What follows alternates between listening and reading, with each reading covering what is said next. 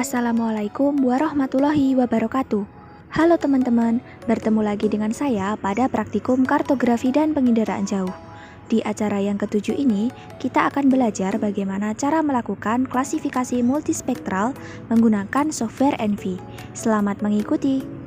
Klasifikasi multispektral merupakan suatu metode untuk menurunkan informasi tematik dengan cara mengelompokkan fenomena berdasarkan kriteria tertentu dan nilai spektralnya. Klasifikasi multispektral secara langsung atau on-screen hanya dapat diterapkan untuk pemetaan penutup lahan atau land cover. Proses klasifikasi multispektral dengan bantuan komputer dibedakan menjadi dua jenis, yaitu klasifikasi terbimbing atau supervised dan tidak terbimbing atau unsupervised. Klasifikasi terbimbing adalah proses klasifikasi dengan memberikan contoh objek atau training area terhadap sistem oleh operator, sehingga hal penting yang harus disiapkan adalah kriteria sampel. Sementara itu, klasifikasi tidak terbimbing atau unsupervised adalah klasifikasi yang dilakukan secara otomatis oleh komputer tanpa campur tangan dari operator. Oke, langsung saja kita menuju ke langkah-langkahnya. Yang pertama adalah membuka software ENVI-nya. Di sini saya menggunakan ENVI Classic 5.3. Selanjutnya, teman-teman pilih file, open image file, lalu masukkan bahan praktikum berupa citra Landsat 8 yang telah dikoreksi secara geometrik, radiometrik, dan atmosferik. Kalau sudah, tinggal diklik open. Untuk menampilkan warna asli, teman-teman pilih RGB, kemudian composite band yang digunakan adalah 432. Oke, jika sudah, kita akan mulai melakukan klasifikasi multispektral.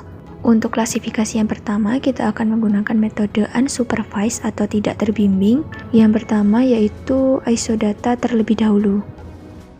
Input filenya adalah citra Landsat 8, lalu diklik OK. Setelah muncul seperti ini, teman-teman bisa mengatur jumlah minimum kelas dan maksimum kelasnya. Kalau saya sendiri, minimumnya itu 5 dan maksimumnya 8. Untuk output result, teman-teman pilih file, jangan yang memori karena sifatnya hanya sementara. Kemudian pilih tempat penyimpanannya dan beri nama filenya klasifikasi _isodata. Setelah klik OK, tunggu prosesnya hingga selesai.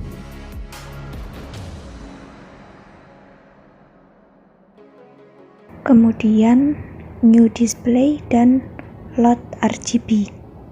Jangan lupa untuk melakukan link display agar objek yang tampil pada display 1 dan display 2 sama ketika kita klik salah satunya.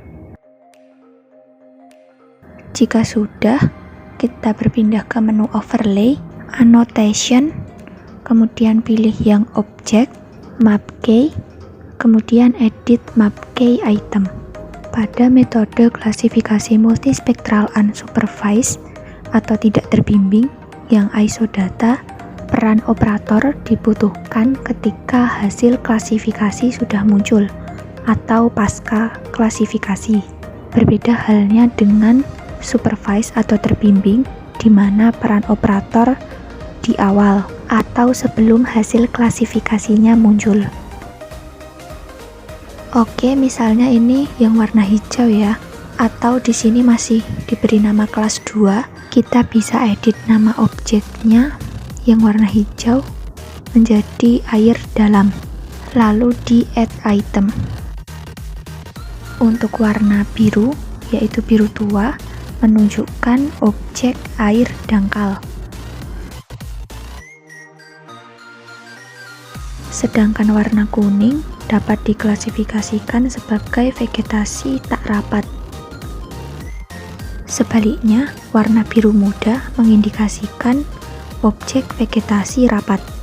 Sedangkan yang berwarna magenta menunjukkan objek tanah, atau dapat juga mengindikasikan permukiman. Selanjutnya, kita bisa menghapus kelas yang tidak perlu dengan delete item.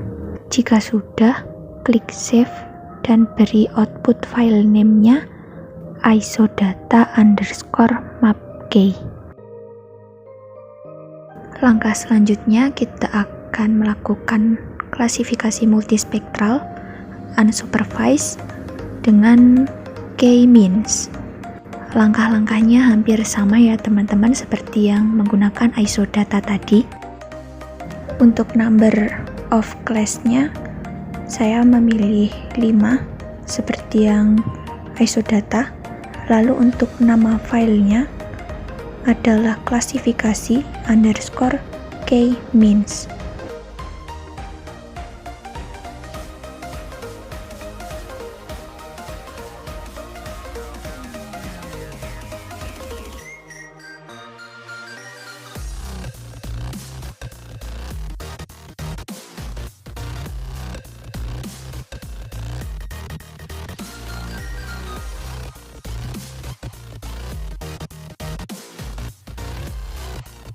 Selanjutnya, pilih menu overlay, annotation, object, map key, kemudian edit map key item. Lalu kita identifikasi nama-nama objeknya seperti yang isodata. Warna hijau mengindikasikan air dalam, warna biru menunjukkan air dangkal. Lalu untuk warna kuning mengindikasikan adanya vegetasi, entah itu vegetasi rapat maupun tidak rapat. Dan yang terakhir adalah warna biru muda. Ini menunjukkan tanah, lahan kosong ataupun daerah permukiman. Setelahnya bisa di-save, kemudian beri nama output file name-nya K-means underscore map key.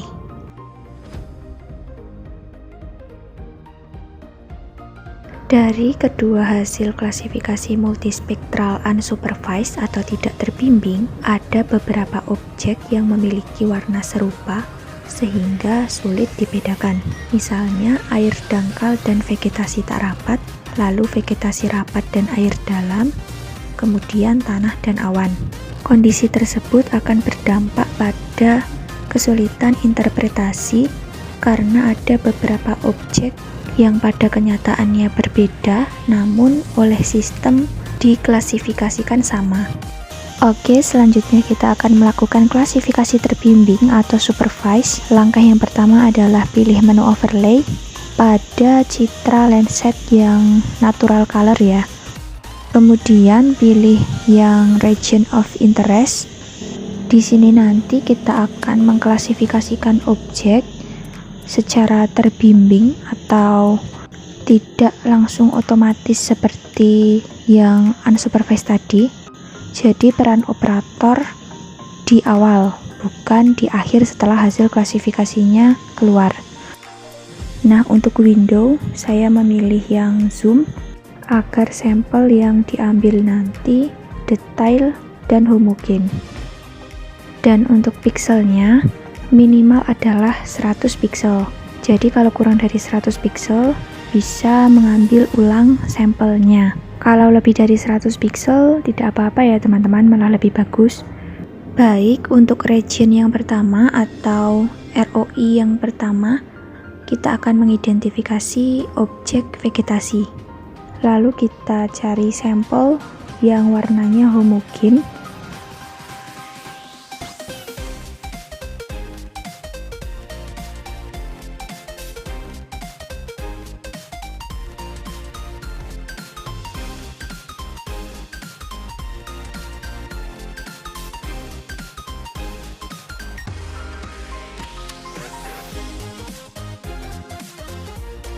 Jika sudah, bisa berpindah ke region yang lain. Caranya sama.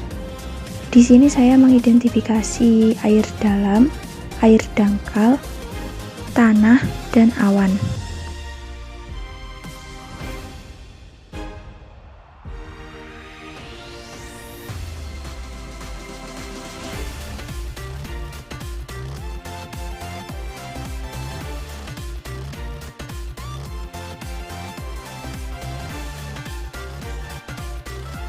Langkah selanjutnya adalah pergi ke menu file, kemudian save ROI.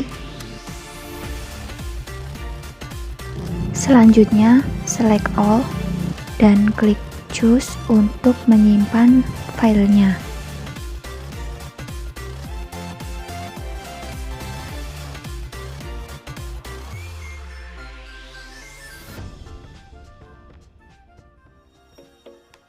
Langkah berikutnya adalah ke menu classification, supervise, pilih yang maximum likelihood, input filenya yang Citra Lenset 8,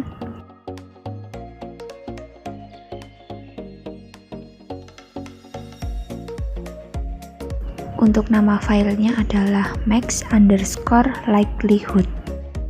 Setelahnya klik OK dan tunggu prosesnya hingga selesai.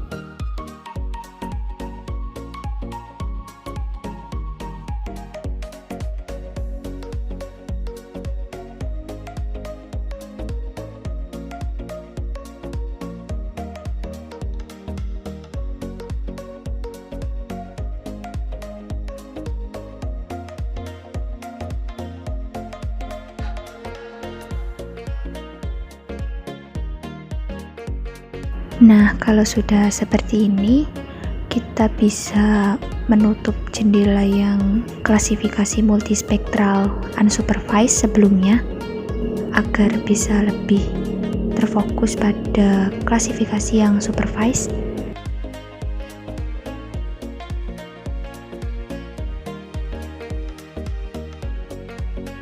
Untuk melakukan pengecekan, kita bisa klik kanan, pilih yang kursor location value. Nah, di sini akan terlihat ya, bagian yang kita klik itu diklasifikasikan sebagai objek apa. Nah, di sini agak kurang sesuai ya teman-teman. Objek yang pada dasarnya adalah air dangkal malah diklasifikasikan sebagai awan.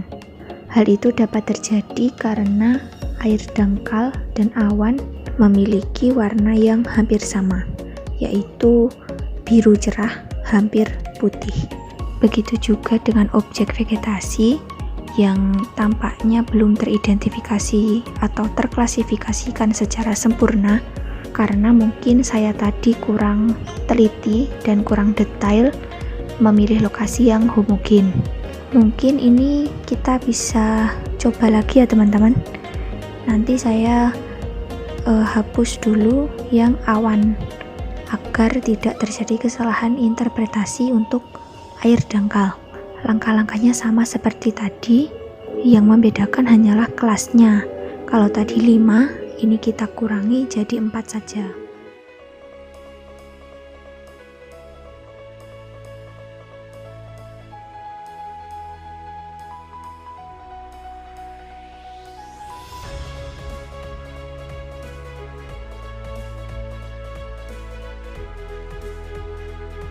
Jadinya seperti ini ya teman-teman, setelah dihilangkan kelas untuk objek awannya.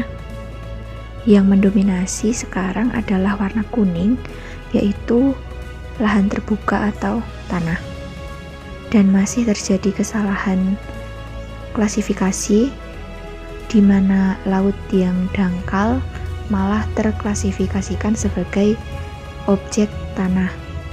Intinya adalah klasifikasi unsupervised dan supervised memiliki keunggulan dan kelemahan masing-masing.